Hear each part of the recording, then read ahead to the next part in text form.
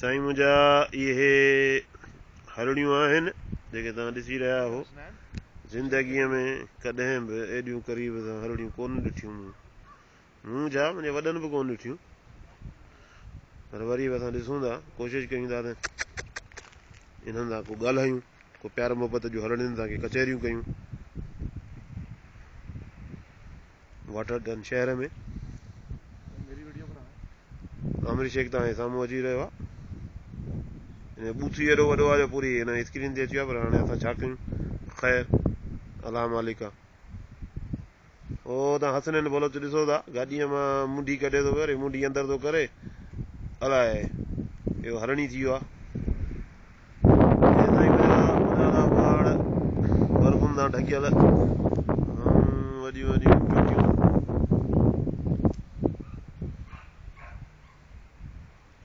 वॾा वॾा पहाड़।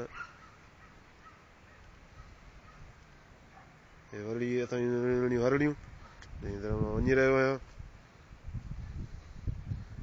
ईअं न त मूं ते वरी अटैक शुरू करे ॾियनि, पर ख़ैर अहिड़नि कमनि में रिस्क त खणणो ई पवंदो आहे।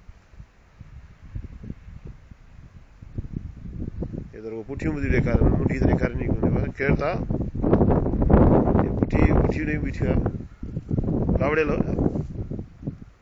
ॿियो हालो हाल पोइ कचहरी महिमान नवाज़ आयो ई कोन, भेण तव्हां शहर में आहियूं, तव्हां भॼी वठो। इहा साईं सिधी बिशनागिरी आहे। गाॾी आहे, चाबी मां पाण सां गॾु खणी घुमंदो आहियां गाॾीअ जो, हाणे ईअं कीअं थो थी सघे।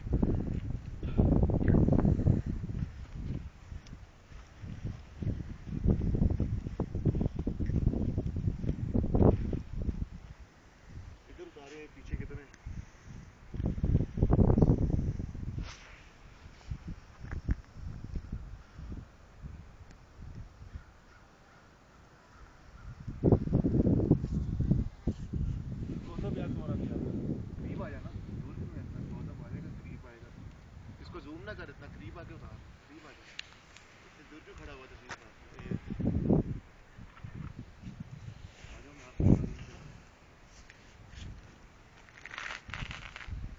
इधर करते उधर